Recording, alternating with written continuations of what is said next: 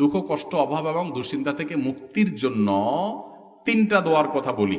এমনি তো আমল আছে বহুত, অন্যান্য করণীয় করবেন, পাশাপাশি তিনটা দোয়া। নাম্বার 1, বেশি বেশি দুরূদ পাঠ করবেন। যেই কোনো বিপদ আপদ থেকে মুক্তির জন্য মহৌষধের কাজ করবে দুরূদ পাঠ করা।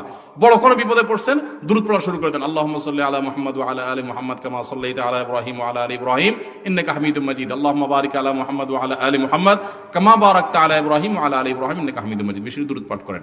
দুরূদ পাঠ করে আমার জীবনে এরকম বেশ কয়েকবার ঘটছে যে ওয়ালে পিঠ থেকে গেছে, অর্থাৎ আর পিছে যাওয়ার জায়গা নাই। এরকম বিপদে যে মনে হচ্ছে যে এই বিপদ থেকে উদ্ধারের কোনো পথ আর নাই, অনবরত দুরূদ শুধু মুখের মধ্যে যতক্ষণ আপনার নিঃশ্বাস প্রশ্বাস নিয়েছি দুরূদ পড়তেছিলাম।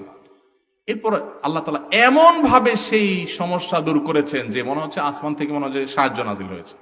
আলহামদুলিল্লাহ, এরকম একাধিকবার জীবনে দেখেছি। নবী সাল্লাল্লাহু আলাইহি ওয়াসাল্লাম পরিষ্কারভাবে, খুব বলিষ্ঠভাবে আমাদেরকে বলে গেছেন দুরূদ শরীফ এটা মানুষের পেরেশানি দূরের মাধ্যম। একইভাবে দ্বিতীয় আমল হলো ইস্তিগফার, আস্তাগফিরুল্লাহ ওয়া আতুবু ইলাইহি। কোনো বিপদ হয়েছে, আস্তাগফিরুল্লাহ ওয়া আতুবু ইলাইহি, আস্তাগফিরুল্লাহ ওয়া আতুবু ইলাইহি। বেশি দুরূদ পাঠ করেন, এই ইস্তিগফার পাঠ করেন। এটাও মানুষের মান লাজিমাল ইস্তিগফার, যে ব্যক্তি ইস্তিগফারকে সবসময় একার আঁকড়ে ধরে, সবসময় পড়তে থাকে, সে ব্যক্তি যে কোনো বিপদ থেকে উদ্ধারের রাস্তা আল্লাহ তাআলা বের করে দেন, আবিষ্কার করে দেন, সারপ্রাইজ তাকে করে দেন, সারপ্রাইজ করে দেন। 3 নম্বর হলো দোয়া ইউনুস, লা ইলাহা ইল্লা আনতা সুবহানাকা ইন্নী কুনতু মিনাজ জালিমিন। ইউনুস আলাইহিস সালামের বিপদ উদ্ধার করেছেন আল্লাহ তাআলা। কোরআনে আল্লাহ বলেছেন ওয়া কাযালিকা নুনজিল মুমিনিন, ইউনুসকে যেভাবে রক্ষা করেছি ঈমানদারদেরকে এই দোয়া পড়লে একইভাবে রক্ষা করব।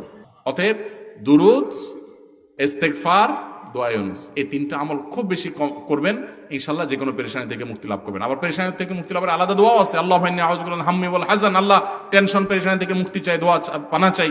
ওয়া আউযু বিকা মিনাল আজজি ওয়াল কাসাল, আল্লাহ অক্ষমতা থেকে, অলসতা থেকে আপনার কাছে পানা চাই। এই দোয়া বিশেষ করে পড়বেন এবং সেই সাথে গুনাহ থেকে মুক্ত থাকবেন।